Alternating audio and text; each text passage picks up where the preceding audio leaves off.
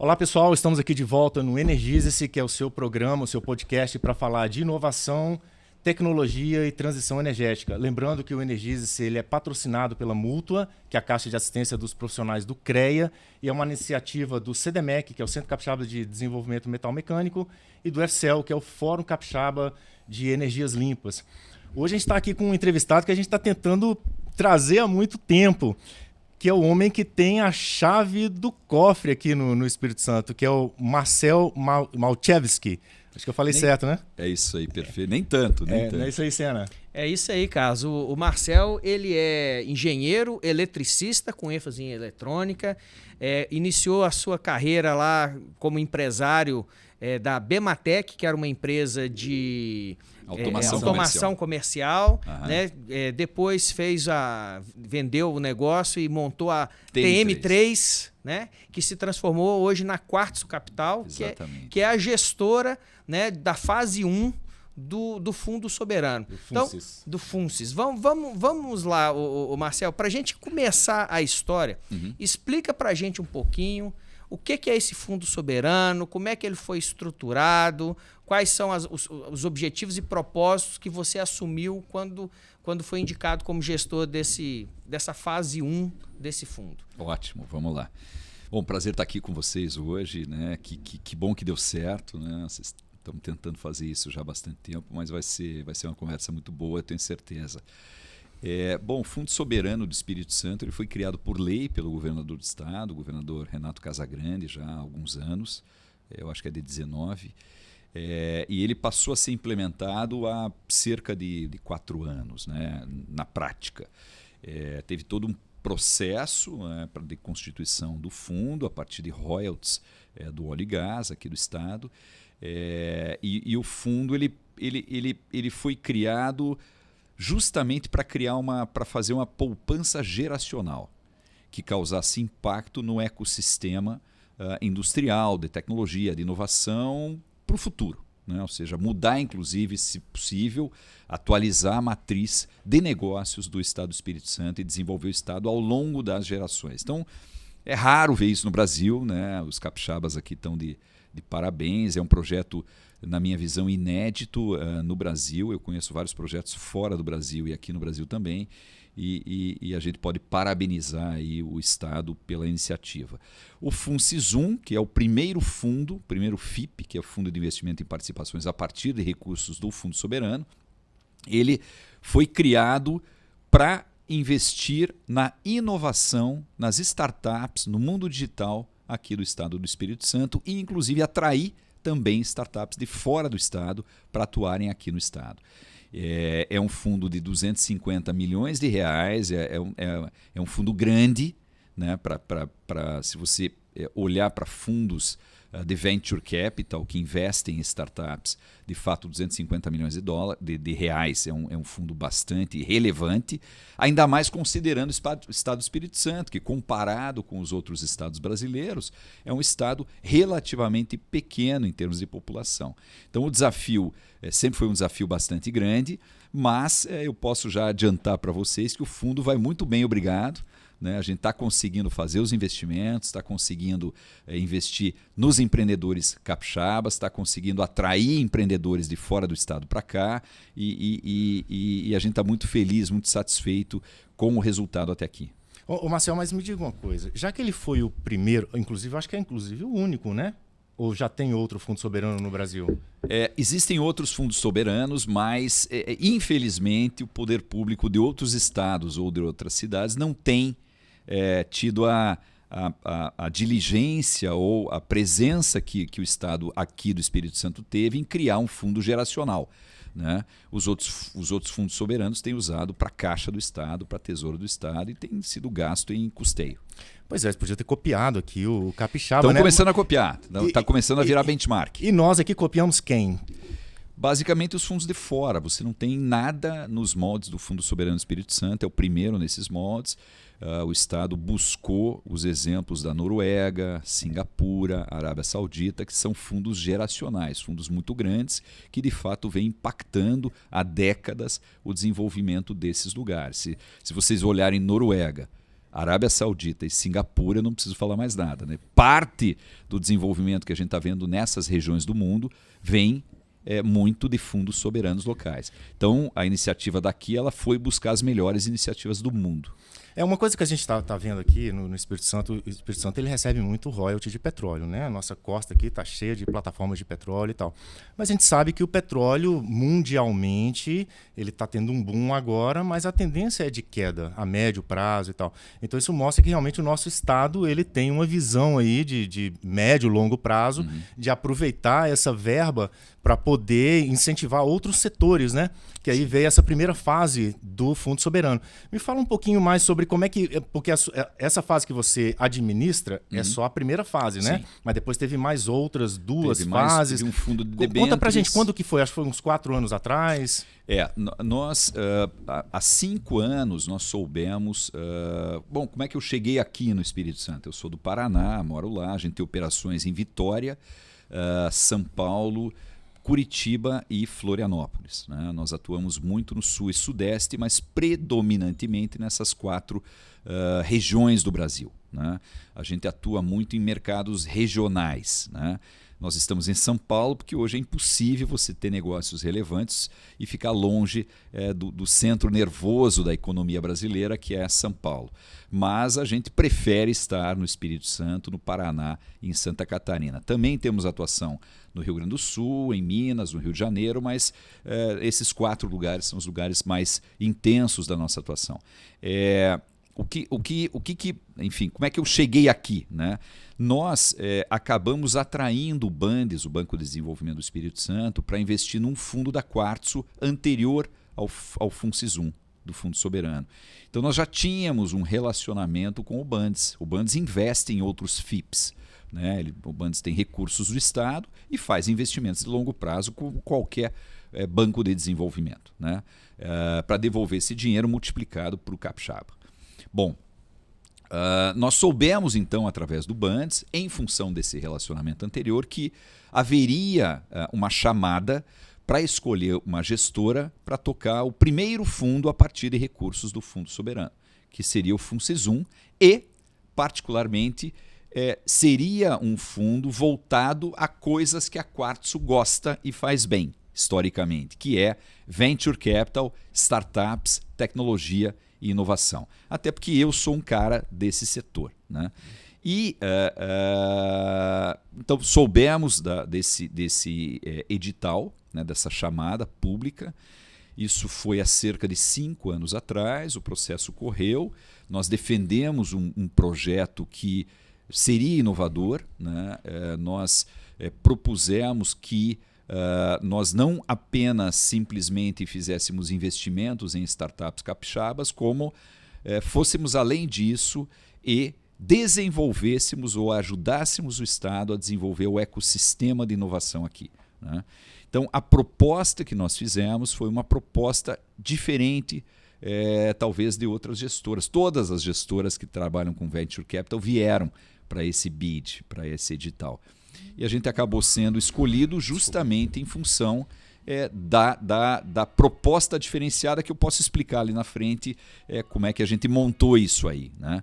Mas então, há 5 anos começamos a trabalhar a participação do edital, há 4 anos e meio fizemos o nosso pitch, né? Depois teve o due diligence da gestora e assinamos o contrato e passamos a atuar exatamente 4 anos. Mas antes da gente entrar um pouco na sistemática, né, de como acessar o capital desse fundo, eu gostaria de explorar um pouco mais os detalhes da estruturação desse fundo, né? Então, você disse aí que é um fundo de 250 milhões. Isso. Essa é só a primeira fase. Você disse também que existem outras fases, uma que é de debêntures. O Fundo Soberano está com 3 fundos operacionais. Um é um fundo de Venture Capital para investir em inovação, tecnologia e startup. Que é o que está sob sua gestão. Que eu estou gerindo. Existe um fundo de debêntures, né, para a economia local, para as empresas locais. É um valor um pouco maior, tá, do que os 250 milhões. Acho que chega a 300. Eu não conheço porque eu não estou gerindo ele, né? E existe um terceiro. Esse está com qual? Eu acho que está com o próprio Bandes. Quem está operacionalizando, creio que é o próprio Bandes. Existe um terceiro fundo para transição energética, que é maior, eu acho que é de cerca de 500 milhões de reais, que está sendo gerido, se não me engano, pelo BTG. Então, qual é o prazo, né? Porque todo fundo ele tem um prazo de vida, né? Sim. Principalmente esse FIP, você tem um prazo de investimento e tem um prazo de desinvestimento. Perfeito. Esse fundo que você está administrando, qual é o prazo dele? 10 anos. É um fundo de 10 anos, originalmente previsto para ter 5 anos de investimento e mais 5 anos de desinvestimento. Já passou 4? Já passou 4, nós estamos entrando agora no último ano de investimento e aí iniciamos a partir do segundo semestre de 27 o período de desinvestimento. Esse fundo ele pode ser estendido, né? A gente acredita que o período de investimento, estamos num bom pace, eu não acredito que haverá necessidade de estender o prazo de investimento, a gente deve ficar no prazo de 5 anos, deve cumprir isso. E talvez o desinvestimento às vezes demora um pouco mais, talvez estenda um pouco. Então é um fundo que tem uma duração que vai de 10 a 12 anos aproximadamente. Em termos de alocação de capital, quanto capital já foi alocado e quanto falta para ser alocado? A gente já comprometeu mais da metade, né? Já passamos de 125 milhões. Né? Temos aí na boca do funil dos projetos que a gente está olhando, tá em negociações acontecendo de forma muito frequente, até porque ao longo desses 4 anos houve um processo de maturidade do ecossistema capixaba. Então hoje, naturalmente, a gente tem muito mais oportunidade do que tinha há 4 anos atrás e, de certa forma, a gente impactou as startups para que elas amadurecessem e hoje pudessem receber esses investimentos. Então a gente tem aí no funil cerca de 85 milhões e a gente acredita que até meados do ano que vem a gente deve encerrar todos os investimentos desse recurso com aí cerca de 70 startups. A gente já está em 50. Bom, então olha só, 250 milhões, você já colocou 125, já tem 85 já pronto, ou seja, tem 40 que está na fila. Na realidade, você tem que considerar que dentro dos 250 você tem os custos do fundo. Né? Então você tem que, quando você faz um investimento, você precisa fazer um contrato, chamar advogados, contratar esses advogados, você precisa fazer due diligence na empresa, a empresa tem que estar bem gerida, é uma startup nascente. Então tem o custeio da equipe que faz todo esse processo. Né? Então você tem dentro desse valor os custos para você fazer o deployment dos recursos. Então a gente deve investir aí cerca de 210, 220 milhões diretamente nas empresas e o resto ao longo de 12 anos a gente precisa estar acelerando empresas, trazendo empresas. A gente já escrutinou milhares de startups para poder chegar nas 50 que a gente já investiu. Né? Então são os custos do fundo. Então 125 já comprometidos, mais 85 que estão aí na boca, tem muito pouco sobrando. Então, se são 50, eu estou com conta básica aqui, então provavelmente vocês investem em média em torno de 3 a 4 milhões por empresa, é isso? Bom, aí eu teria que explicar um pouco como é que funciona esse investimento. Então, nós temos 3 formas de atuar. O fundo ele atua através de 3 pistas ou 3 trilhas, vamos chamar assim. A primeira é a que, de fato, provoca um impacto muito grande aqui no ecossistema capixaba, que é o processo de aceleração sem investimento. Então, nós fazemos chamadas para startups capixabas, nascentes, embrionárias, verificarem se o seu projeto, se a sua ideia qualifica ou não, se a gente acha que aquilo é viável e que pode se tornar um empreendimento rentável ou não. Nós já estamos nos aproximando de 300 startups aceleradas digitalmente, sem investimento. Aceleração digital significa EAD. É uma trilha, é um curso de como tornar a ideia uma startup viável. Né? Então, aí a gente provoca um impacto grande, porque a gente já trouxe para a aceleração digital startups de todas as regiões do estado. Todas as regiões do estado, sem exceção. Tá? Então, essa é a primeira trilha que não tem desembolso de recurso, é só esforço nosso em trazer e acelerar essas empresas. A segunda trilha é com recursos. É aceleração, também são startups que a gente chama de early stage, são startups novas, recentes, que estão começando, mas a gente percebe já faturamento, cliente, viabilidade, e aí a gente pode fazer um investimento que vai de R$300 mil até R$800 mil por empresa, em média R$500 mil por empresa. Aí a gente já trouxe 36 empresas, já está chegando perto das 40 aceleradas com investimento. Essa aceleração já é uma aceleração mais próxima, mais pessoal, mais direta. Então aí a gente de novo traz as empresas, faz sessões de mentoring, de coach, para acelerar o desenvolvimento daquele negócio, né? Então é a segunda pista, a segunda trilha, aceleração com investimento. Então na primeira pista, que é sem investimento, foram aí 270 empresas, estamos nos aproximando de 300 empresas, empreendimentos. Na segunda trilha estamos nos aproximando dos 40, já foram 36. Na terceira trilha é o investimento direto. Aí são startups mais maduras, que já têm clientes, já têm mercado, já estão vendendo, estão crescendo, tem equipe formada. Aí a gente pode fazer cheques maiores, que têm sido de 2 milhões, desde 2 milhões de reais por empresa até 20 milhões de reais por empresa. Esse é o limite? 20 milhões? Não, 30. Mas a gente só fez até 20. Tá? Então são 3 pistas diferentes, trilhas diferentes, e aí é que eu digo que com isso a gente vem conseguindo provocar um impacto enorme no ecossistema de inovação, de tecnologia, de startups no estado do Espírito Santo. O impacto é grande. Então, só para a gente entender aqui, são três fases diferentes de análise, né? Dependendo da maturidade da startup, né? do business. Mas eu queria que você explicasse aqui para a gente o seguinte: o nosso telespectador ali é um empreendedor, inovador. Sim. Ele tem uma ideia lá, ainda está no banco de escola, tem uma ideia para uma startup, mas ele precisa alavancar essa ideia e saber se ela é viável, se ela não é. Como é que ele faz, por exemplo, para iniciar o diálogo com a Quartzo Capital? Ele precisa entrar ou no website da Quartzo ou do Bandes, do Banco de Desenvolvimento, que é o agente desses 250 milhões de reais do Fundo Soberano. Ele precisa entrar lá e ele precisa ver as condições, os bets que estão sendo lançados. Nesse caso, seria uma aceleração digital sem investimento.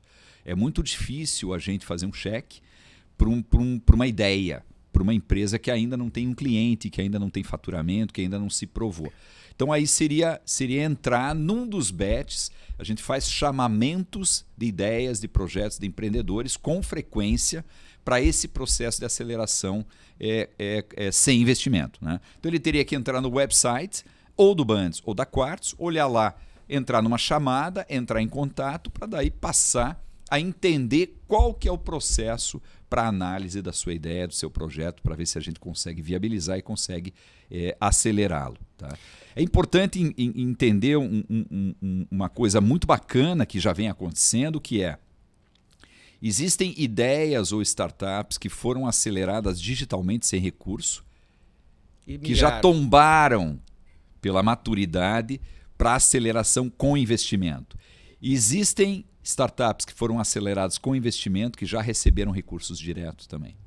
Tá? Então está havendo esse fluxo. É isso que eu ia perguntar, né? Mas só o fato de haver essa mentoria, né, do inovador, do empreendedor inovador, nessa fase inicial, eu já acho que é algo muito interessante. Sim. Porque essa mentoria que, de certa forma, ela quebra paradigmas e cria um ambiente de inovação dentro do Estado, não é isso, Carlos? Exatamente. Aí é o caso da Venture Capital, não? E aí recebe instruções de alguém tão experiente como o Marcel aqui. A gente tem contato com as startups e com os empreendedores com frequência, não só num processo de aceleração.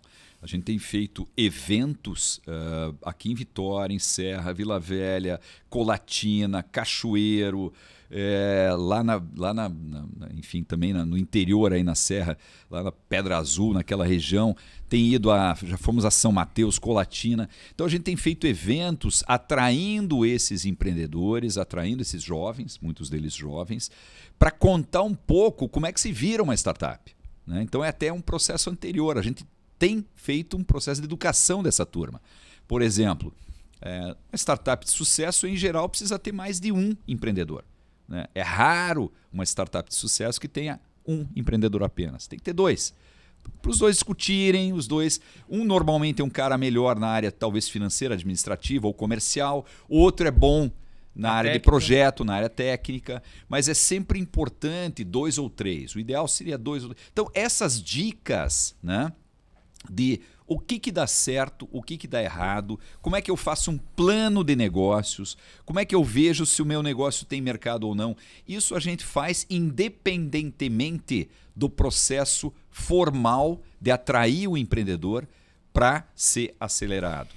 Marcel, me tira uma dúvida. Olha só, estou fazendo uma conta básica aqui. O seu limite de capital, de verba disponível é 250 milhões. Você já gastou ali em torno de 210, mais ou menos, né? Pelo que você falou aqui. 125 mais 85, 210. 85 se você tiver mais, mas pode cair. Se você tiver mais 2 empresas que consomem 20 milhões, já era os 250. Mesmo assim, tem espaço para entrar novas empresas? Tem espaço. A gente não Porque vai aumentar a verba? Fez um cheque de 20 milhões, né? Tem investimento direto que a gente fez de 2 milhões, 1,5 milhão, 3 milhões. Inclusive um recente agora, né? Agora fizemos 6 milhões com a Laudos, né? Que é uma empresa espetacular, capixaba, nativa, que faz telemedicina, tem equipamento para telemedicina e está crescendo bastante tendência, em todo o Brasil. Então a Laudos recebeu 6 milhões, acabou de receber 6 milhões. Então é um valor relevante, mas é uma empresa madura, que já tem contratos em todo o Brasil, que está crescendo. Então receberam 6 milhões. Tem outra empresa menor, que é a TuNeuron, por exemplo, 2 PhDs da UFES, aqui de Vitória, que desenvolveram um equipamento fantástico de análise preditiva de falhas em equipamentos, em máquinas industriais, com inteligência artificial, receberam valores menores, receberam lá 2 milhões de reais.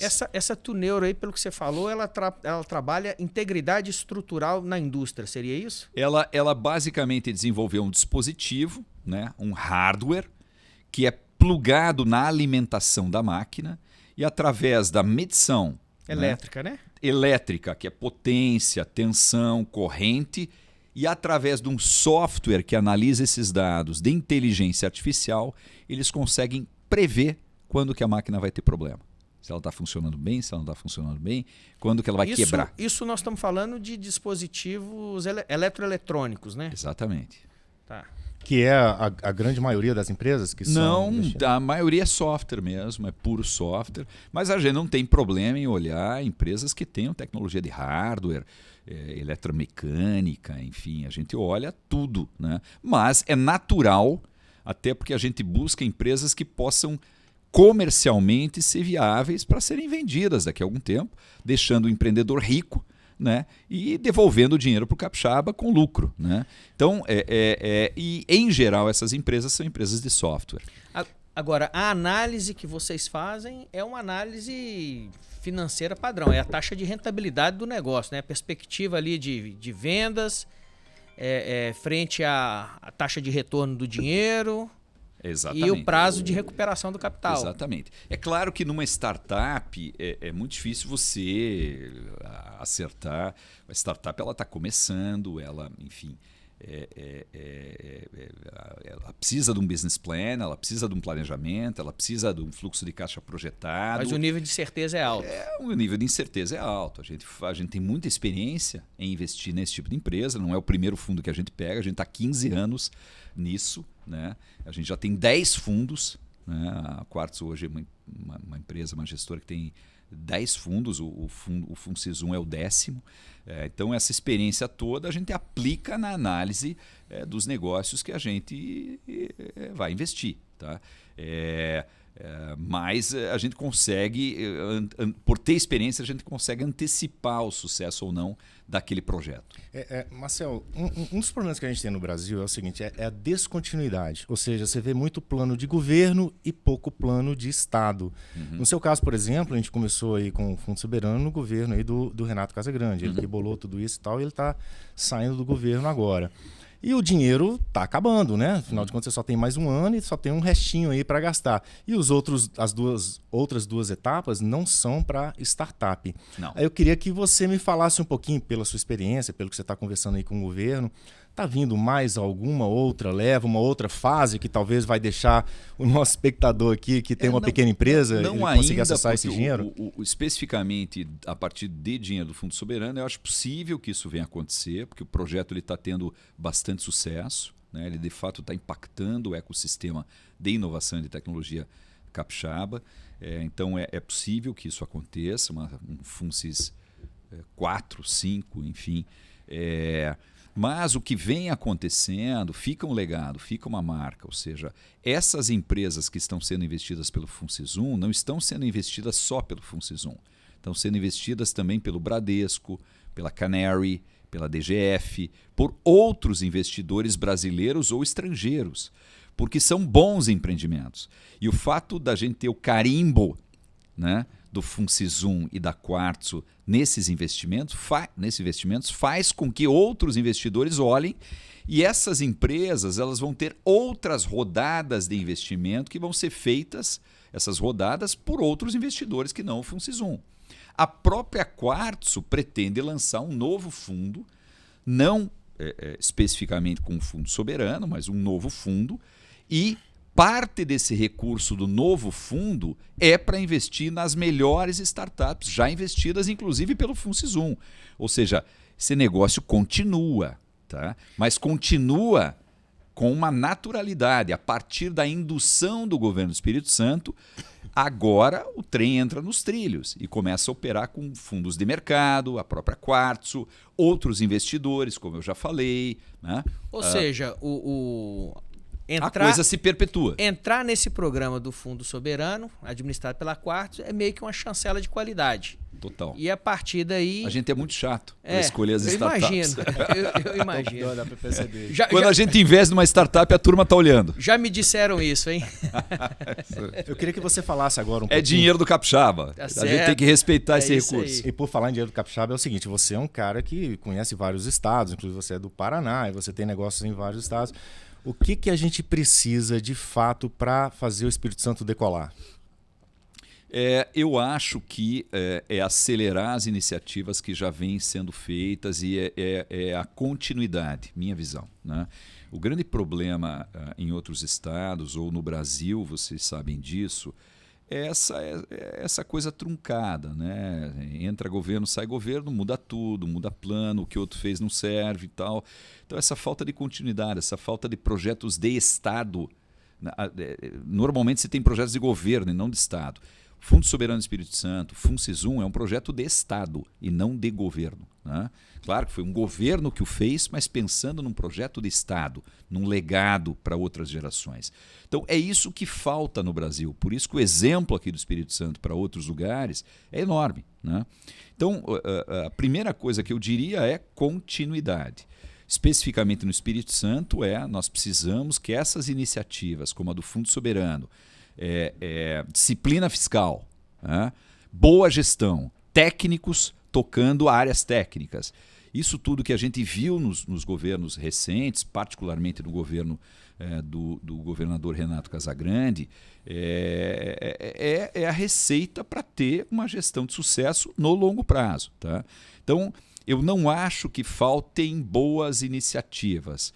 O cuidado que tem que se tomar é continuar as boas iniciativas, mas haver um processo de perpetuidade, de continuidade com as coisas que estão dando certo. Então, disciplina fiscal, bons projetos de Estado, né? Políticas públicas de Estado, de longo prazo, é o que precisa ser feito. A gente teve a grata sorte, né, de ter uma certa estabilidade nos últimos 20 e poucos anos aí. É verdade. Uma série de governos que deram continuidade a o que é raro no Brasil. uma série de ações que foram preparadas no governo anterior. Mas eu acho que esse quadro ele tem muito a ver, mais do que com a política, ele tem mais a ver com a qualidade do empresariado capixaba. Porque essa demanda dos governantes de manterem uma política linear e perpétua, né, ela vem do anseio do empresariado do Estado. Eu não tenho dúvida disso. Que exerce, através das suas instituições ali, né, a fiscalização e, de certa forma, a orientação dos governos que assumem. Né? O Estado do Espírito Santo ele tem uma vantagem competitiva. Que somos pequenos. Exatamente, que pode ser lida como desvantagem, mas nesse caso eu leio como vantagem competitiva. É um estado pequeno, as pessoas se conhecem, são próximas. É muito fácil cobrar. É fácil acessar o poder público e o poder público se sente cobrado. Ou seja, é o modelo dos sonhos para outras localidades. Né? Então, o que muitas pessoas falam, pô, a gente é muito pequeno, tal, eu vejo com uma vantagem competitiva enorme. Eu queria te fazer uma pergunta aqui, o seguinte, o estado do Espírito Santo, se eu não me engano, são 42 mil quilômetros quadrados, né? Ou perto disso. 4 milhões de habitantes, enfim. Somos cerca de 4 milhões de habitantes aí. Quando a gente compara o Espírito Santo com Israel, nós somos um pouquinho, acho que maior em termos de área. Mas Israel acho que tem coisa de 10 milhões de habitantes, ou um pouco mais que isso aí. Ou seja, a comparação ela é válida. Taiwan, né? Israel. A pergunta que eu quero Dubai, colocar aqui para você é o seguinte: nós queremos transformar o estado do Espírito Santo numa Israel em termos de inovação e startup. Como é que você vê isso? Qual que é a dica que você nos dá? Totalmente viável. Totalmente viável. Eu acho que já está sendo feito. De novo, eu acho que precisa de continuidade. Isso que você falou é uma grande verdade. O Estado do Espírito Santo ele precisa naturalmente olhar para fora. Vocês sabem que o empresariado capixaba precisa levantar a cabeça e olhar para fora, porque o mercado local ele não é suficiente para o sonho do empresariado local. Né? Então, um dos problemas do Brasil? O Brasil é um estado de 210, sei lá, mais milhões de habitantes, que tem um mercado local enorme. Então, o brasileiro tem muita dificuldade em olhar para fora, para os outros mercados. A tua comparação é perfeita para mim. Né? Israel, Taiwan, outros lugares que eu citei, são lugares que, se não levantarem a cabeça e olharem para fora, para outros mercados, e para olhar para outros mercados, você tem que ser aberto para novas culturas. Você tem que ser aberto para inovação. Você tem que ser aberto para viajar, para conquistar, para vender. E eu acho que essas características precisam ser muito bem aproveitadas pelo capixaba e eu acho que já estão, de certa forma, sendo. A gente tem entrevistado aqui muita gente e, assim, várias empresas foram investidas pela FAPES, FINEP, CNPq e muitas delas em a fundo perdido, ou seja, subvenção e tal. Aí eu tô vendo eles usam agora, fundo perdido é meio feio, eles usam não reembolsável. É um nome melhor. Ou seja, você dá o dinheiro, mas não pega nada de volta. Eu acho que aí é que pode estar um problema, né? Porque se você recebe o dinheiro e não tem que devolver, você não fica tanto na obrigação como esse dinheiro que a gente recebe da Quartzo, porque aí você tem que dar o resultado para poder até receber mais e crescer. Há uma demanda por capital de fomento. Tá? Porque, de fato, para você tirar uma patente de dentro da universidade, que vai demorar para se tornar um produto viável comercial, décadas, às vezes anos, se não houver o fomento, o recurso não reembolsável para pesquisa pura, você não vai ter a pesquisa pura. Tá? O que eu acho que falta no Brasil em geral, e eu já lidei com isso dentro da universidade, é um olhar da academia para a iniciativa privada. No Brasil, a academia tem uma certa refratariedade, uma certa distância. É feio, né, dar lucro, é feio ter um negócio viável comercial, é feio ganhar dinheiro. Precisa mudar essa cultura. Então, eu acho que, assim, é claro que o pesquisador ele precisa estar na academia, precisa estar na universidade, ele precisa trabalhar coisas que a empresa não vai trabalhar imediatamente por não ter resultado imediato, precisa ter recursos de fomento para isso, Mas tem que haver, talvez, um avanço nessas políticas, onde, por exemplo, você possa trazer dinheiro de fomento no 1 para 1. Eu, governo, agência de fomento, te dou um aqui para cada um que você conseguir com a indústria. Encontra uma indústria que se interesse pela tua patente, pelo teu produto, se ele bota um, o governo bota um. Ou se ele bota um, o governo bota 2. Né? Porque aí você tem o carimbo da indústria. Como eu falei, carimbo aqui do investimento da Quartzo, o carimbo da indústria. O que faz com que aquela indústria que tem interesse em investir em tecnologia de base, em deep tech, ela olhe para um desenvolvimento de longo prazo, mas ela bota o recurso e aí o governo deveria botar recurso também. Então há formas de você trabalhar um pouco melhor, vamos dizer assim. Mas já acontece nesse modelo em algum caso? Acontece. Eu tenho visto as instituições de fomento, elas elas encararem o investimento de fomento dessa forma. Eu gostei do teu projeto, professor, gostei da tua ideia, bacana, vai demorar um pouco para virar produto, tem que pesquisar mais, mas eu acho que a indústria do gás, do óleo, do petróleo, acho que a Petrobras pode ter interesse nesse produto. Traz um cheque da Petrobras que a gente bota dinheiro junto. Né?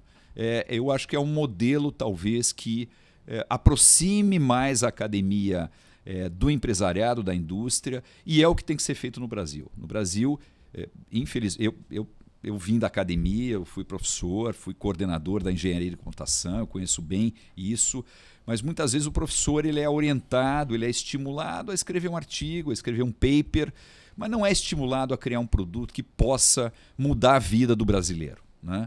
Eu acho que falta um pouco esse endereçamento de uma forma mais prática.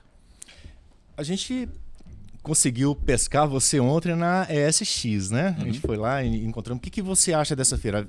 A ESX, na verdade, é a feira que ela é realizada pelo Sebrae, Sim. com investimento do governo do estado, e já está na 6ª edição. O que você achou da feira ontem? Você tem vindo ao longo do tempo? Eu achei que o pessoal está um pouco tímido, né? Porque ontem eu ouvi na abertura falarem que é o melhor evento de inovação do estado do Espírito Santo. Eu posso afirmar para vocês que é um dos melhores eventos de inovação do Brasil.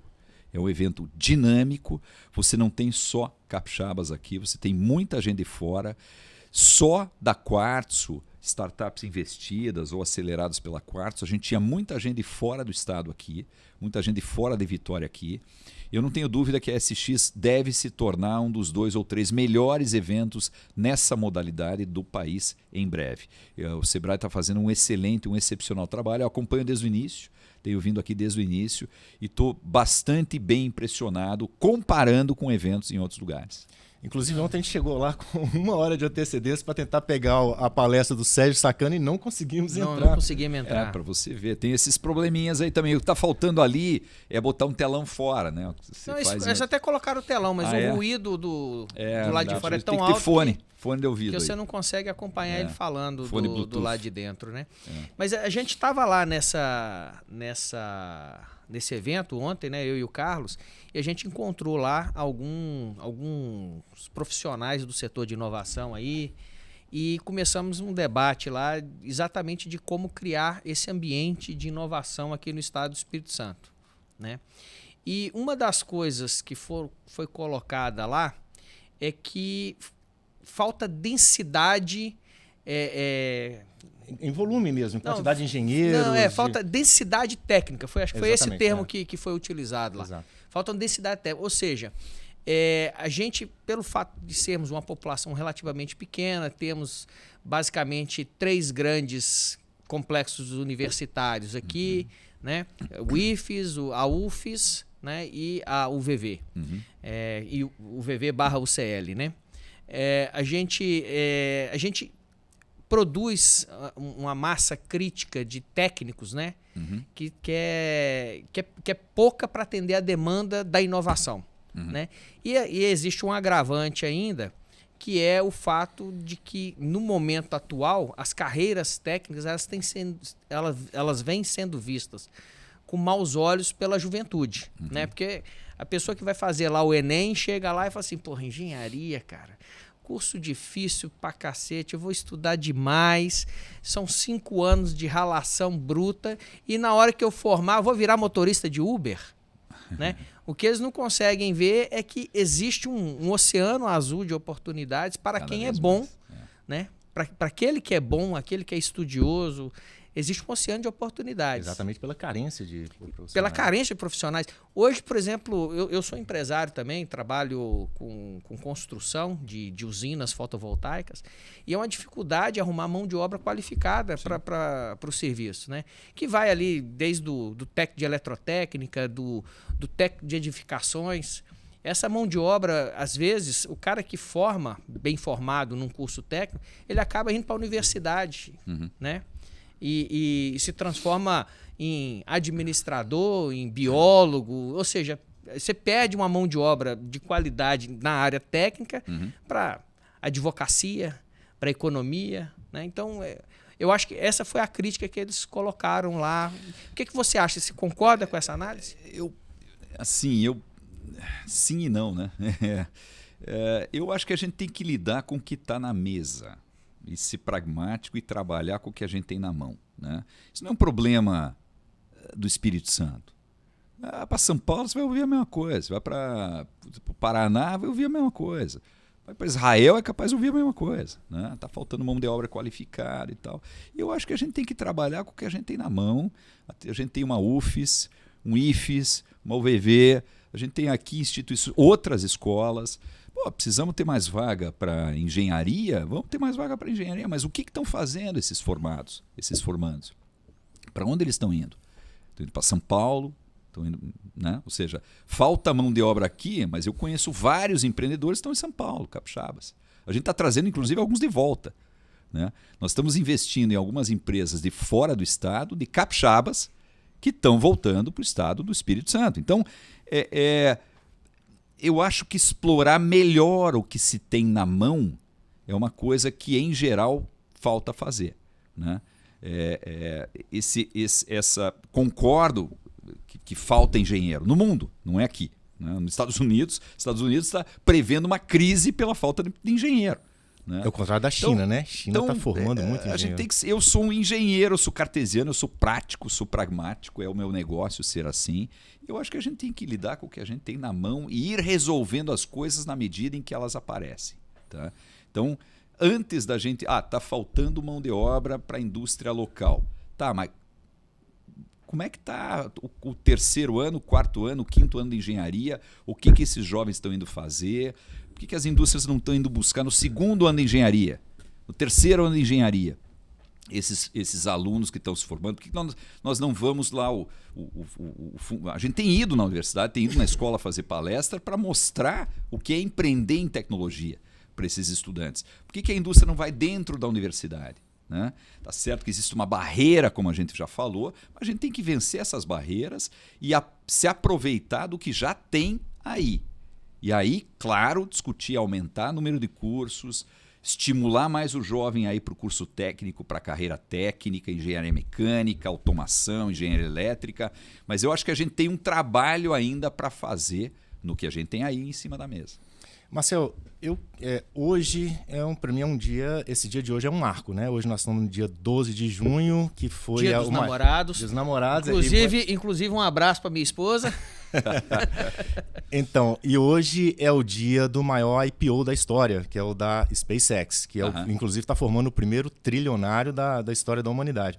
E a SpaceX, como a gente sabe, né, o grande diferencial dela é conseguir colocar uma massa no espaço, ou seja, é muito mais barato você fazer um voo, pelo menos essa é a ideia com o Starship, você colocar uma carga no espaço do que até fazer um voo com um avião aqui transatlântico. Acho que está mais barato, eu vi lá na reportagem, acho que está mais barato você transportar uma tonelada para o espaço do que de navio, é isso? Exatamente. Aí a SpaceX hoje, ela inclusive está alugando o Colossus lá para o Cloud, está alugando até para o próprio Google, né? O Gemini, a ideia é montar esses inteligência artificial no espaço.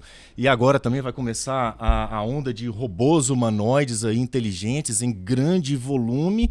Ou seja, é assustador que a gente está assim, tá na porta de acontecer. A gente vê robôs pela rua aí, com super inteligência, em grande volume. Como é que você vê o mundo daqui a poucos anos? Eu não acho assustador, né? Eu sou um cara de tecnologia, eu acho maravilhoso, né? Eu acho que o mundo vem melhorando, né? Muita gente não acha isso.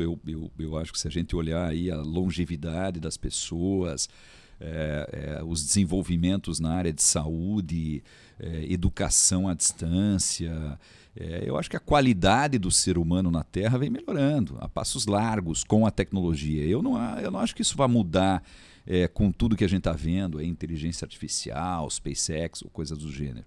Acho que a gente tem que se aproveitar disso. Acho que o governo do Espírito Santo se aproveitou. Você vê que o Silicon Valley foi inventado pelo governo americano, a SpaceX foi inventada pelo governo americano.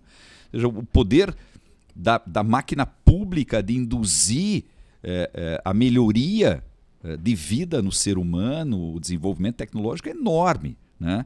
E eu acho que o Espírito Santo está de parabéns por ter, através do Fundo Soberano, e o FunSisum particularmente, que é o que eu toco, replicado coisas que o americano faz há bastante tempo. De novo, Silicon Valley nasceu de projetos militares. Virou o que virou.